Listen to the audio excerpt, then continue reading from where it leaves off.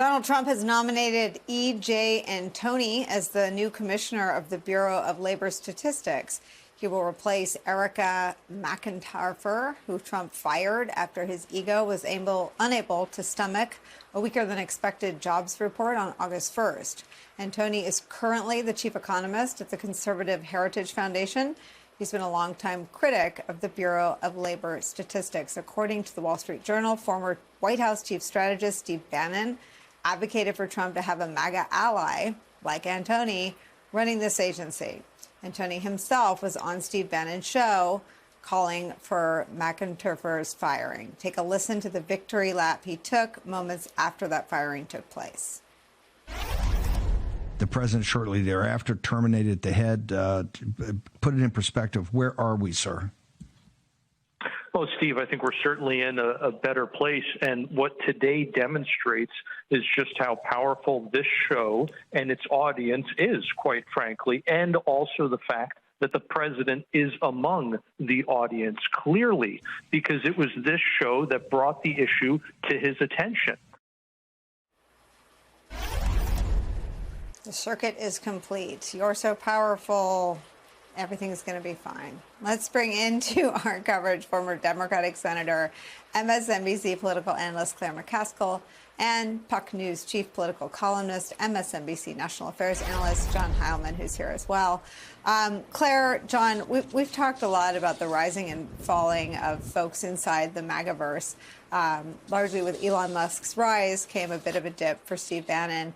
This one is obviously a win for Steve Bannon, but I wonder, Claire, how far Trump will get if he tries to actually manufacture economic data, if that's part of the plan, or if that's part of what this person was brought on to do. Well, it's going to be hard for this guy to make up numbers. And the last person in charge of this agency had very little ability to have any impact on the numbers whatsoever. It will be very interesting to see whether when this guy, assuming that everybody lays down and confirms him, even though he's not qualified, this is what they do now, Republican senators, they confirm unqualified candidates for important jobs. There's a lot of people that work at BLS that are what we call technocrats. And I just want to take a minute and explain what a technocrat is. I took over the state auditor's office in Missouri, and it was full of technocrats. People who had worked in the office for decades, who knew auditing, who understood government auditing, and had no political bias whatsoever. They were not trying to call anything other than balls and strikes based on the facts and their technical expertise. That's the essence of the BLS. That's what the Bureau of Labor Statistics does. They just analyze the data and then they report that data out. These people are professional, they're qualified, and I don't think most of them will stand by quietly if this guy tries to make stuff up. So I think he'd have a rocky road and he can't fire all the people there because, frankly, the level of expertise, he doesn't even know about the statistics there. He's shown in interviews he's done that he's ignorant about what even is underlying the data they report on. So I think it will be tough. Now, what he's really done is he's removed the faith people have in this agency. That's what he's done by doing this. Who is going to believe whether or not they can rely on this, whether it's public sector or private sector? That's where the real damage is being done. Well, Axios is reporting that he's actually suggested not issuing a jobs report at all. So that's one way to deal with not being able to overpower the technocrats. John? Yes, right. I mean, look, there are, I agree with Claire, very hard to cook the books, and I think would be so harmful for Trump's economic policies and so harmful for the markets if any were you're still talking about a big bureaucracy at BLS and a bunch of people who are committed to telling the truth. Certainly, if there was a mandate that came down from the White House to cook the books, that would certainly be leaked and would certainly end up on the pages of the Wall Street Journal and would then send the markets spiraling, et cetera, et cetera. The more likely and equally pernicious things that are going to happen, I think, are first, is the new head of the BLS going to have to preview any numbers that are put out with the White House before they put those numbers out? That's the way a chilling effect works in an administration, is to sort of say, well, you guys should do your thing, get the numbers together, but we want to see them over here before they're reported to the public. That immediately puts a lot of pressure on the head of the BLS, puts him in a state of fear, makes him try to figure out ways, if not to concoct fake numbers, to maybe take the edge off of bad numbers, or to in some way undermine those, ask for a review of them. And then there's the question, as you said a second ago, Nicole, which is not putting out numbers at all. I think there's nothing in the Constitution about issuing monthly jobs reports. So, that would have economic consequences also. The markets have come to rely on those numbers, but it's not at all unthinkable that's where we end up. A stunning new report about Donald Trump's authoritarian assault on American cities. The Washington Post reporting on plans from the Pentagon to create a, quote, domestic civil disturbance quick reaction force in cities facing protests or other unrest. According to the Post, who viewed this plan, if adopted, it would require 600 troops to be ready round the clock to deploy in as little as 1 hour. This as members of the National Guard report to Washington, D.C. to facilitate Trump's authoritarian takeover of our capital city. Attorney General Pam Bondi meeting today with D.C.'s mayor as she assumes control of the D.C. police for at least the next 30 days. Meanwhile, actual residents of D.C. who only have a single non-voting representative in Congress have been out in the streets protesting this takeover. The whole idea that there is some kind of a crisis of disorder in D.C. is a made-up, phony story to distract attention from deteriorating economy, from the ICE raids, which horrify even people who wanted action on immigration, and of course from the Epstein files. I think this administration would like to take over not only D.C., but any state or jurisdiction that doesn't completely bend the knee. The conservative-leaning Wall Street Journal is even calling Trump's latest escalation, quote, his boldest move to date to expand the use of military power on U.S. soil. As the AP reports, Trump's targeting of D.C. and his rhetoric around it echoes a long and ugly history of racism towards majority black cities in America. Lawmakers and experts are sounding the alarm about both the authoritarianism and the racial undertones of Trump's latest actions. He's doing the dictator playbook again, just like he did in L.A. He does this with black mayors. Yes. Whether it's Baltimore, L.A., New York. It is the reincarnation of George Wallace, of Huey Long, of the disgusting policies of the past. He really enjoys using U.S. military force against American civilians on American soil and wants any excuse to do it anywhere he can. This is part of the very dangerous slide towards authoritarianism. It's not a slide. We might be there. Joining me now is Rick Wilson, co-founder of the Lincoln Project, and Joyce Vance, former federal prosecutor and law professor at the University of Alabama. Rick, I'll start with you. Clearly, this is an authoritarian move by the President of the United States. But from your perspective, is this just another power grab from Trump, or is this just a distraction from other things that are wrong in the administration? Which do you think is the primary motivation here? You know, Michael Wolff and others have reported in the last few days, Donald Trump kept saying, I want something big. I want something big. I need a distraction. And this is a pretty big distraction. I believe that Donald Trump both loves authoritarianism, loves the use of the military against American citizens, and needs a distraction. But this has a side benefit to reassemble some of the cohesiveness of the Republican base that has been shattered by Epstein, because it's not all of them, but a meaningful fraction of his base voters will be happy to watch video of young black men being arrested and chained hand and foot in the streets. That is what Trump's feral sense of his own base will lead him to do. And again, it's not every Republican in the country, but there are a lot of them in his base who have been very disappointed about the Epstein matter, and this is a way for him to bring them back home. Joyce, I want to play some sound from Maddow last night, just talking about Trump's authoritarianism, and get your thoughts on the other side.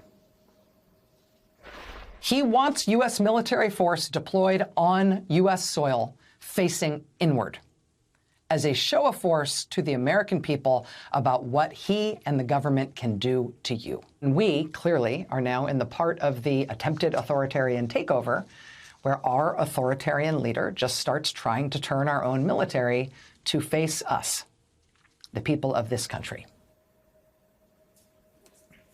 Joyce, I read your Substack article, which is very informative about what the laws are at play here. So tell us a little bit about a very important ruling that's going to happen this week that could have a huge impact on the ability of Donald Trump to do the kinds of things that he did in L.A. And what he's attempting to do right now in Washington, D.C. Right. It's a complicated issue because what Trump is doing in the District of Columbia depends on special circumstances there. His ability as president to take control of the police force, the control he already has over the National Guard. If he'd like to go into other states, he faces that same problem he faced in Los Angeles, which is the Posse Comitatus Act, the prohibition on the use of the military for domestic law enforcement. And that's what Rachel's talking about when she says turning the military inward, right? We're talking about Donald Trump saying to Americans through the creation of this proposed rapid response force, through any sort of deployment of the military, he's saying to American citizens, I can bring you to heel. I can make you behave if you step out of line. It's threat. It's intimidation. It's very clear what he's doing here. In California, there's a trial. I don't know that we'll get a ruling this week, Jason, but the ultimate issue there is whether Trump crossed the line in Los Angeles and used military folks who were deployed there, the National Guard folks, for improper purposes under Posse Comitatus. Rick, you know, this authoritarianism is taking a form of the military. It's taken a form of threats against media companies. It's taken a form of threats against universities. But I want to talk a little bit about something that we used to all share and more or less agree on, which is Trump's interference with the Smithsonian. We are now in a situation where it looks like the White House is about to vet Smithsonian museums to fit Trump's historical vision. I, as a college professor and someone who enjoyed many opportunities to go see free museums when I was a kid in Washington, D.C., am disturbed by this, not just for what it means now, but what it means down the road. Talk just a little bit about the danger of a president who has the time to start monkeying around with what we have in national museums that tell our nation's history. Authoritarians rely on rewriting history in their image. They rely on reshaping what were common facts among everyone into a narrow cast version of themselves. This would be enormously familiar to anyone in North Korea. This would be familiar to anyone in communist China. This is the same sort of revisionist history where Donald Trump is going to go in, and I won't doubt that by the time he's done, you know, there will be no reference to any African American in the Smithsonian who's accomplished anything in this country. This is a through line, again, that pleases a part of his base that are the people who are addicted to the culture war outrage all the time. They're addicted to the constant idea that there's this woke conspiracy trying to oppress, you know, the long put upon white male. This is a transparent and shallow attempt at this, but it is exactly out of the dictator's playbook. It whitewashes history. It erases history. It makes history into something that is an ideological moment that is reshaped by the desires of one man. It's sick and it's wrong, but it's very much on brand for Trump's authoritarian wannabe status. Joyce, I want to move back to the sort of city at large as opposed to just its museums. We're going to have 30 days of the president of the United States or whoever happens to be under him controlling the police in the city. OK, fine. What happens after the 30 days? Does that mean that these troops will now leave? Does that mean that, the city at that point will sue and tell them they have to go? We don't have enough room or space for them. What could potentially happen after these 30 days? Or could this be a situation where the president just keeps extending this out and out and out and out and out as a test case for what he might do somewhere else? So the D.C. Code home rule gives Trump 30 days. And after that, if he wants to continue with this sort of expanded control of law enforcement in the city, he needs permission from Congress. I'm not certain about very many things in Congress these days, but I feel pretty good that Democrats could mount a filibuster to keep that sort of a measure from passing. So I think it's very unlikely he'll get that. And the question becomes, what does he do at the end of the 30 days? You know, maybe Rick is right and he's had his big distraction and Epstein is no longer on people's minds and he doesn't need to go forward. But if he needs it, this is a president who has used power in unprecedented ways, who has reread our laws and sort of tortured them into a shape that I think the people who passed them did not intend. So the question will become, will he push the issue and try to keep control based on these utterly bogus claims of rampant crime, which, you know, we all know wrong. Statistics don't bear it out. DOJ numbers say he's wrong, but he may well push past 30 days.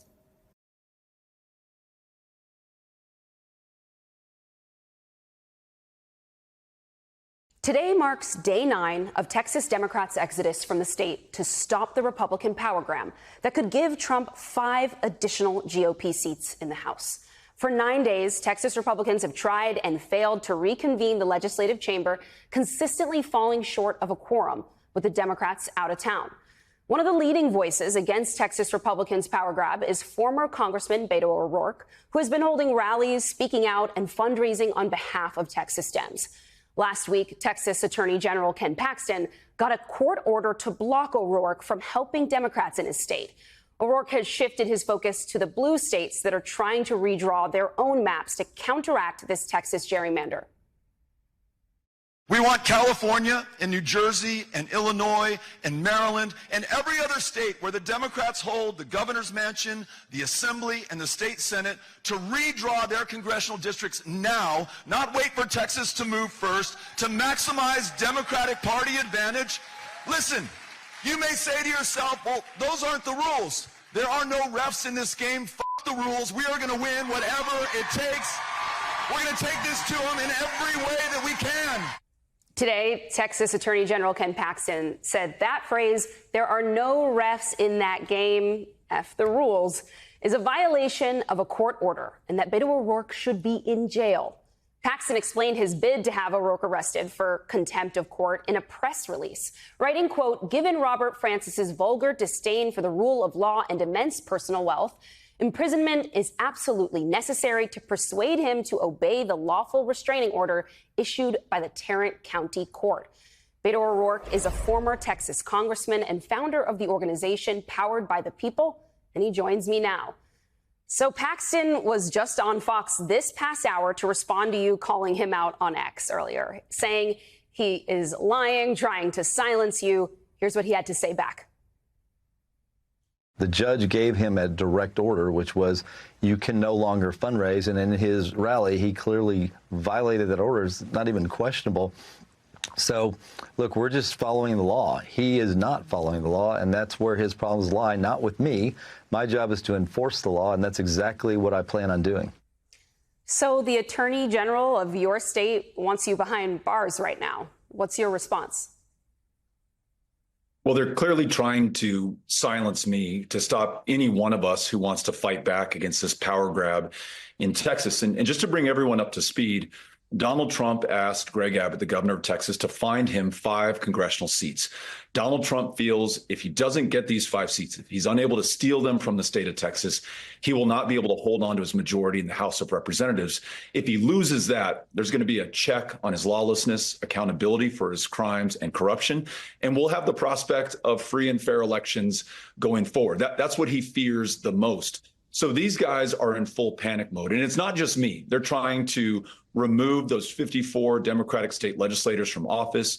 They're sending DPS troopers to hunt them down. They've enlisted the FBI as well to pursue them. They really fear that they're going to lose their purchase on power, that there will be accountability, and that when Democrats regain power, that is going to be a prelude not only to winning the presidential election in 2028, but delivering on an ambitious agenda that replaces this criminal enterprise run out of the White House, this corruption that is making American lives worse, with something that makes them better, raising wages, providing access to health care, ending the corruption in America, and delivering for each and every single one of us. I want to know what you can share with us about what may be happening among Democrats behind the scenes right now. We're hearing tonight from ABC News that Texas Democrats are actually planning to return to the state. They don't know an exact date, they say, in their reporting. And NBC News, MSNBC, we have not yet confirmed this. But what do you know, Beto? I know that what they've done so far has stopped this power grab in Texas, the theft of these 5 congressional seats. Those 54 Democrats are all that stand between us and the gerrymandering and theft of those seats, but also all that stands between us and perhaps the consolidation of authoritarian power in the hands of Donald Trump. They are true heroes.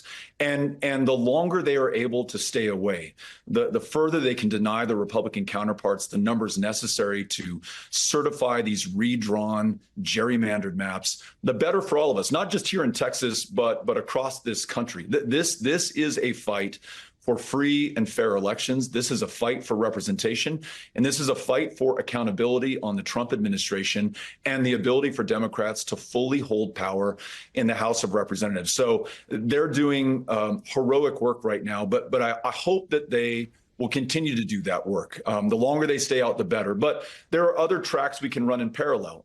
California, Illinois, New Jersey, Maryland, New York, where Democrats govern, they can redraw their congressional districts to Democratic advantage, fight fire with fire, seize the initiative, not wait for these guys to strike first.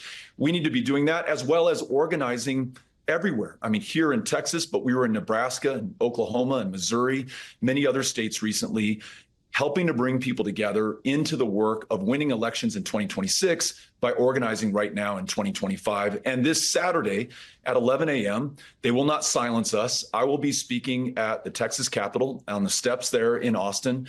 We welcome everyone to join us. We will not be intimidated. We will not bend the knee. In Texas, our knees do not bend. What would you say, though, to residents who may be seeing this reporting tonight, worried that Texas Dems may need to throw in the towel soon? I mean, it's understandable. People have families, they have their own communities and lives to attend to. But, you know, your governor has made it very clear he'll just call another session after session after session. I mean, he was basically signaling that Democrats might just want to change their voter registration and permanently move to Illinois or to California. So for people who think Democrats are about to give in right now, I know you've been hearing from people all over the road, all over the country, as you just laid out. What would your message be to people who are really worried this fight's coming to an end? Let's do everything we can to support and encourage them to stay in this fight. You know, the loss of this fight, it's not just about partisan advantage in the House.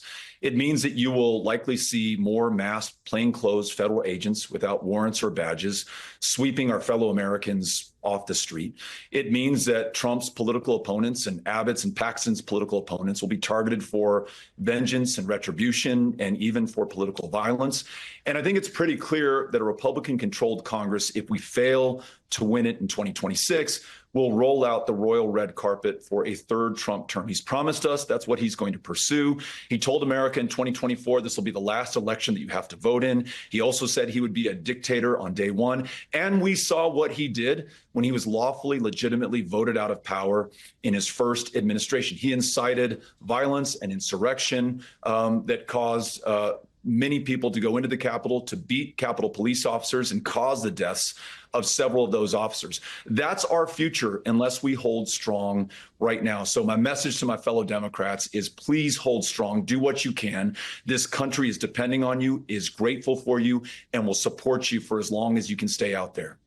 Can I ask you quickly, do you think some of the outrage and some of the elements of hypocrisy here are really breaking through to voters? I mean, even if you just take Ken Paxton, the person pursuing you and many other Democrats right now, I mean, this is the same guy who was indicted in state securities fraud charges, was infamously impeached in the House of Representatives, though acquitted in the Senate, who's faced rumors of marital issues and hypocrisy there. But again, in a state that's ultimately, Republicans control virtually every lever of power there, are people giving up in any sense to you, or does the context, the hypocrisy even matter? Antonia, I think you're absolutely right. I mean, people see right through this. It's not just Ken Paxton being impeached for bribery in the Texas House of Representatives. It's Greg Abbott accepting a $6 million check from an out-of-state billionaire to drain local schools of taxpayer support and turn them into vouchers and send them to private schools. It's the president reducing a convicted child sex trafficker's sentence, Ghislaine Maxwell, so that she will play ball and cover up his complicity with Jeffrey Epstein's crimes of raping and trafficking young girls. It's the quid pro quo with Eric Adams. It's the $400 million accepted from the Qataris. This is a criminal enterprise being run out of Washington, D.C. and Austin, Texas right now. You know, Joseph Goebbels infamously in the Third Reich said one of the best political tactics is to accuse your opponent of that which you are guilty of. And so that's what they're doing right now. And yes, Texas sees through that. Texas is going to stand and fight. And ultimately, I believe Texas, the real people of Texas, are going to prevail. Well, we will see in the coming days and weeks. Beto O'Rourke, good to see you again. Thank you for joining tonight.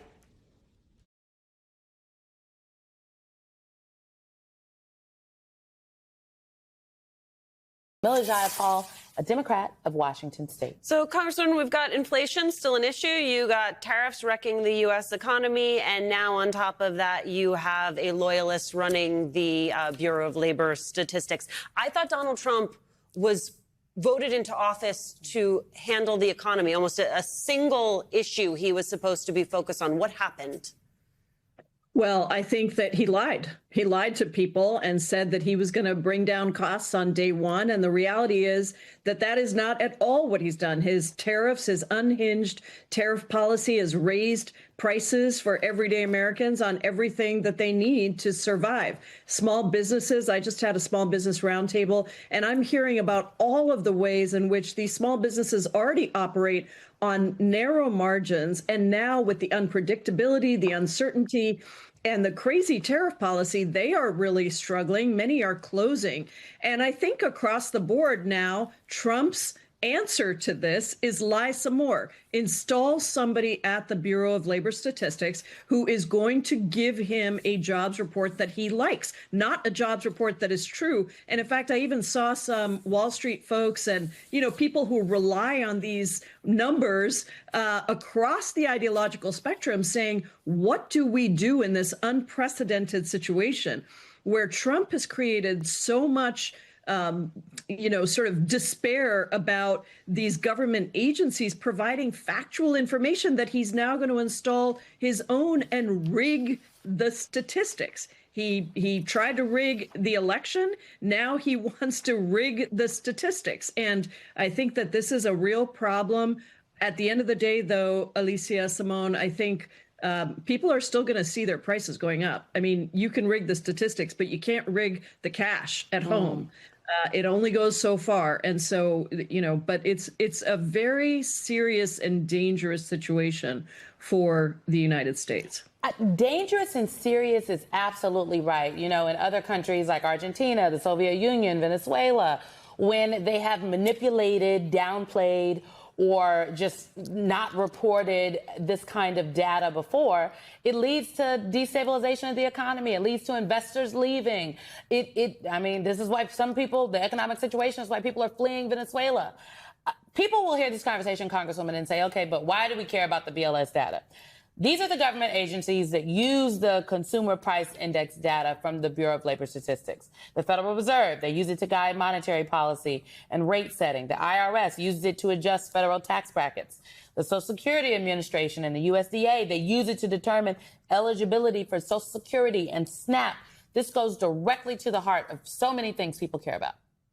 Really important that you pointed that out, because sometimes data can just seem like it's not that important, not that relevant. It is used to determine the benefits that accrue to Americans. It's used also, you know, Social Security, right? What are your Social Security benefits? There's so many ways in which this data is going to directly affect Americans' lives and the benefits and the payments that they get. And the guy that Trump has nominated for this position, E.J. Antony, is somebody who has said that we should get rid of the jobs report, the monthly jobs report. And so these are all indicators that everybody looks at every month. And it also guides American economic policy. It guides markets around the world. There are a lot of effects to this. And at the end of the day, I think the distrust of facts, science, research, data is so destabilizing and again, dangerous. I mean, I'm trying to find the right words for it, but it gets hard with all the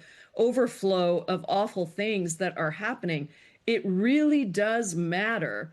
And it matters because this is what dictators do, Simone. They take over the systems, they militarize they weaponize our military. They do a lot of the things that Donald Trump is doing right now. Well, let's stay on that point. Congress is going to have to vote when you return on whether or not they want to see an extension of what Donald Trump has done in Washington, D.C., a deployment of the National Guard. You hearing anything from your Republican colleagues about where they are on this? I haven't heard anything, but it is so contrary to typical Republican, policy. Why would people want to have the federal government coming in and taking over states with our military presence? I mean, not only, again, unprecedented move to deploy U.S. military against Americans on our soil in states in places like Los Angeles, in that case, without the permission of the governor. In the D.C. case, it is supposed to be in emergency situations. And what we are starting to see, Alicia, is that Donald Trump is calling whatever he doesn't like or whenever he wants to deflect attention from the big bad betrayal bill, from the unpopularity of everything that he's doing. He uses the military as a tool and as a weapon to try and distract Americans. That is also extremely dangerous because he's already said that he wants to do this in cities and states across the country. The Washington Post had that report today. So I think Americans have to understand that he's doing this in D.C. He did it in L.A. He could do it in your city, in your state, and you would be in the situation where you would have a militarized force being used essentially against U.S. citizens on U.S. soil. President Trump spoke at length yesterday about his upcoming meeting on Friday with Russia's Vladimir Putin. Trump offered mixed messages on what to expect from their discussions. He said it's not up to him whether a deal is made, but that he'll try to get, quote, prime territory back for Ukraine. He also hinted that the U.S. may pull out of talks entirely and again brought up the idea that both Russia and Ukraine will be swapping land. But I thought it was very respectful that the president of Russia is coming to our country as opposed to us going to his country or even a third-party place. But I think we'll have constructive conversations. Then after that meeting, immediately, maybe as I'm flying out, maybe as I'm leaving the room, I'll be calling the European leaders who I get along with very well. And, I have a great relationship, I think, with all of them. And I get along with Zelensky, but, I disagree with what he's done. Very, very severely disagree. This is a war that should have never happened, wouldn't have happened. But I'll be speaking to Zelensky. The next meeting will be with Zelensky and Putin, or Zelensky and Putin and me. I'll be there if they need. But I want to have a meeting set up between the two leaders. I was a little bothered by the fact that Zelensky was saying, well, I have to get constitutional approval. I mean, he's got approval to go into war and kill everybody, but he needs approval to do a land swap because there'll be some land swapping going on. They've occupied some very prime territory. We're going to try and get some of that territory back for Ukraine. But they've taken some very prime territory. They've taken largely ocean. In real estate, we call it oceanfront property. That's always the most valuable property. But I'm going to meet with President Putin, and we're going to see what he has in mind.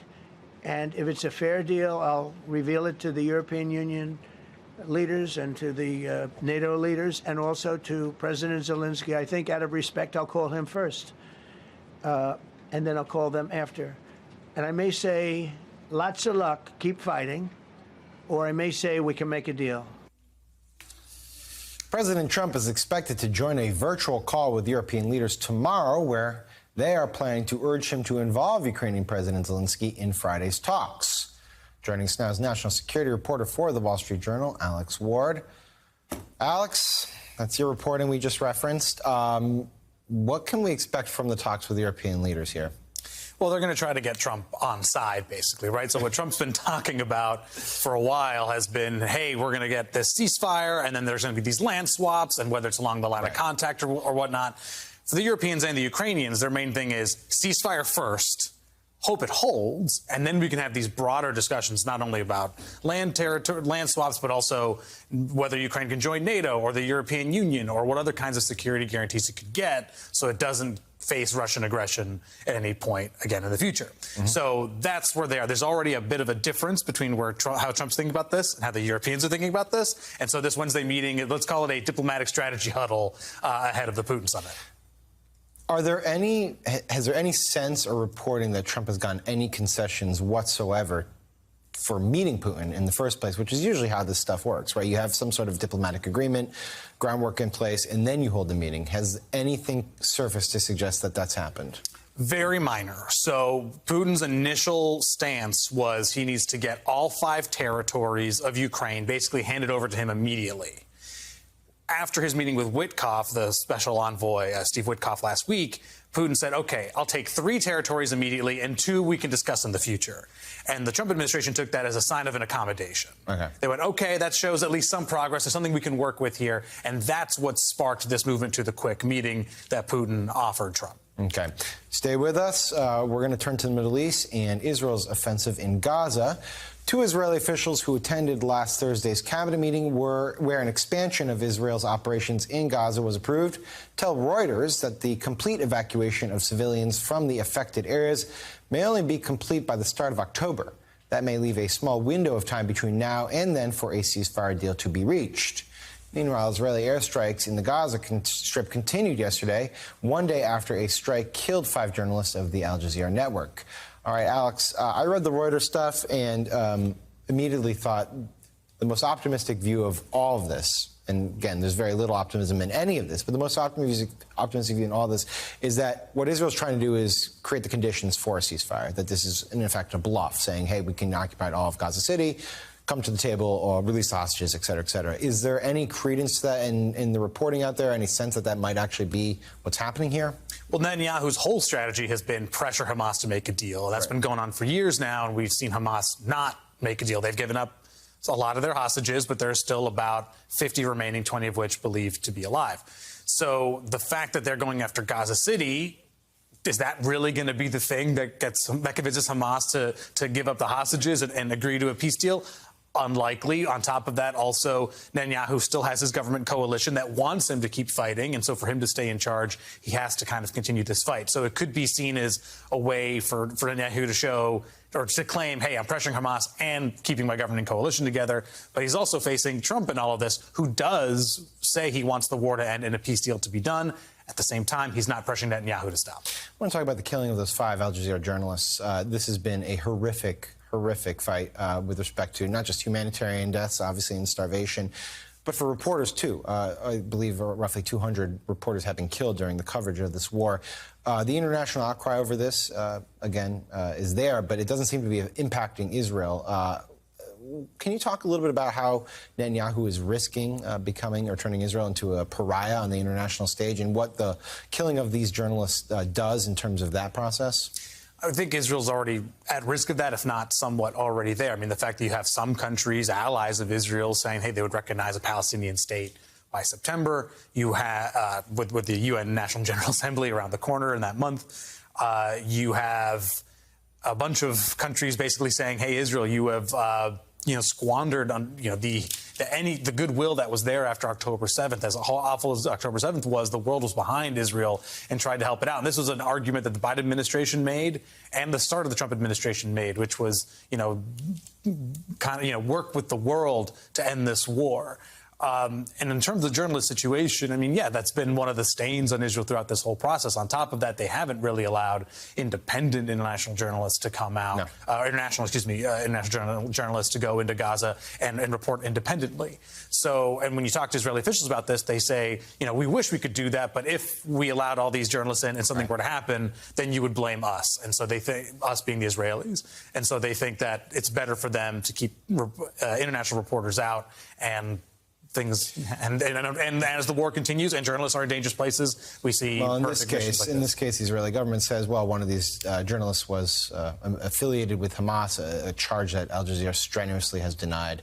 It's a tragedy either way to see loss of life. Alex Ward, thank you so much. Really appreciate it.